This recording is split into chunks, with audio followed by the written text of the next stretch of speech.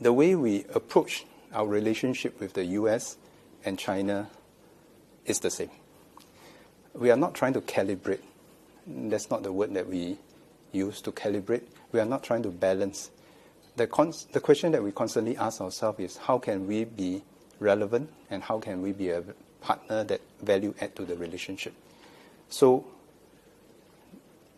that is why we need to spend time and effort to deeply understand the US and the Chinese system.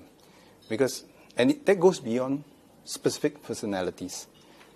It means that we have to understand how their system works, what are the concerns of their system, what are their interests, so that we can come up with relevant ideas according to the times. We can also make a value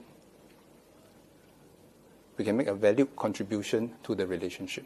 So it's not about calibrating, it's about constantly finding ways to build up the relationship according to the mutual interests of both parties. And to the extent that we can make a contribution to the mutual understanding of US and China, we will do our small part. But that does not mean that we are trying to pass messages or we are trying to balance, or we never see ourselves as an interlocutor. I think the US and the Chinese, they have told us that both of them, they value our perspective, and we will share our perspective frankly with them, honestly with them. It doesn't mean that they will always agree with everything that we say, but as a trusted, principled, and reliable friend, we will do our best to share honest views with them. The relationship between Singapore and the US, Singapore and China, is not just one of military ties. It spans many domains.